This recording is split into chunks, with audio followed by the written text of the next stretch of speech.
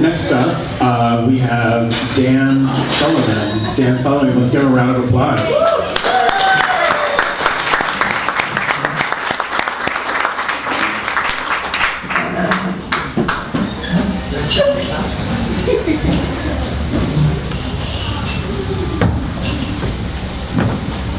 Well, I'm really out of my league here. That was too hot that last time. I'm calming down. Okay, well, I write these little things. I wouldn't say they're poems. They might be verse, some of them. They have no intention to do anything but be amusing. So I don't want you to clap wildly after every one. Let's keep the hilarity down as at a graduation. Don't keep interrupting us with standing ovations, okay? But if you really like it, you can do whatever you want. All right, so some of these are little protestations of love, or pronouncements of love, or skepticism about love. One of them deals with elimination, actually. But just to whet your appetite. All right, so let's start. So the first one is called middle distance. I love you. Is that understood? Now go away.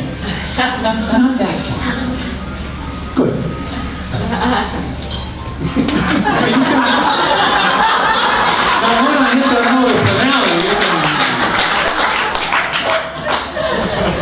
All right, so here's one to my dear beloved wife over there, Faith Sullivan, and it's called Garden Notes.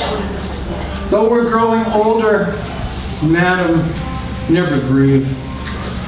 Insofar as I'm still Adam, you're still Eve.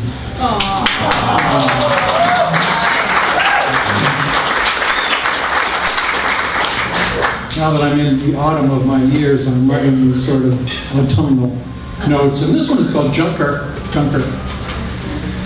Even though it's gotten shoddy, I admire this banged up body.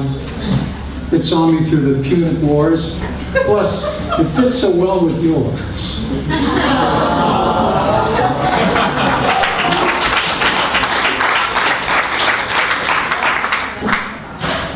Now, I'm just learning about reading poetry in public, and I realize writing for the eye and writing for the ear are kind of different, and you really have got to have a sort of a different approach when you're up here, in titles too.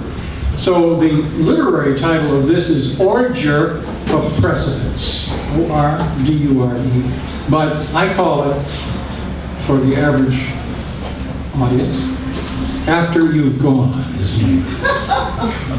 The yeasty smell that lingers when I depart the loo is nothing like the toxic cloud deposited by you. And now that it's been settled, whose aura is more adverse, I'm sure you won't be nettled if I should go in first.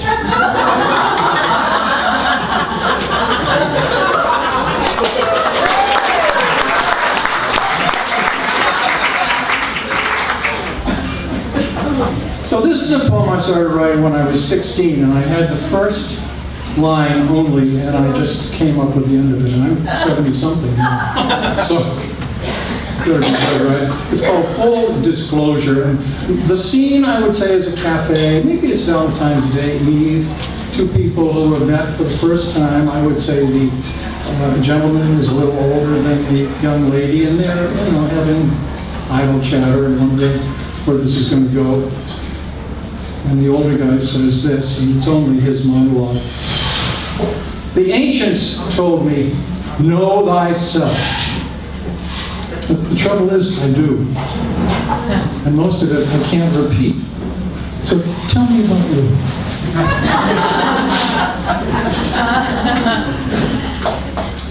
Now this is called, for literary types, Return of the Native, but for local types, I might call it Dinky Town Blues. And this happened when we used to live in Los Angeles and came back to Minneapolis, and everyone said, I bet you won't even recognize it. I really did recognize most of it. But some of it I did not, and I was in Dinky Town one day, and I thought, oh, well, this is some differences here. So I wrote this poem about it. sort of an Irish litany, I think. 'Tis a woeful thing to find that the place where you and your love did first embrace hath suffered a grievous fall from grace and lapsed into a commercial space. An asphalt block where no birds sing, a frosty freeze, a Burger King. Where are the halls that used to be? Where are the stairs to apartment 3?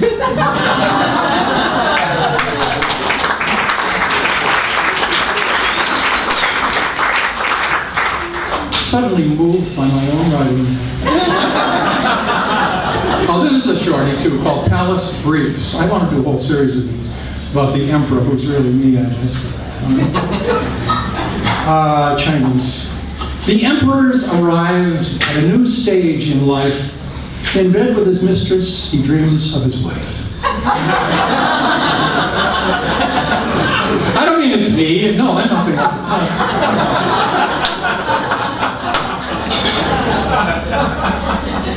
Okay, here's one, sort of longish. I think I read this maybe last year.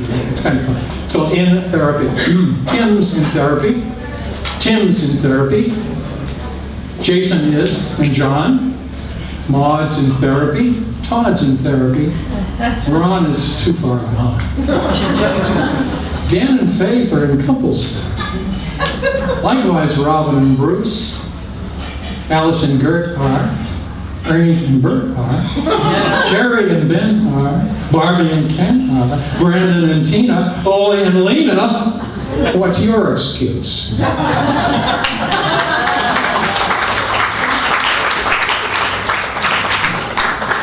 And now this is virtually a TV series. It's so long and involved. It's called Clue. The butler didn't do it. He's pushing 91. The gardener didn't do it, or he'd have cut and run. The vicar didn't do it, or he was at his prayers. The nephew couldn't do it. They keep him chained upstairs. The son was seeing Paris with the lady dressed in red caps. The uncle had vanished years ago, or so the family said. The wife had left for London on the early morning mail. The mistress was assisting at the Paris jumble sale. The cook was stirring custard. The maid was brewing tea. So who killed Colonel Mustard in the library at 3? You can't think it was me. And that concludes, ladies and gentlemen.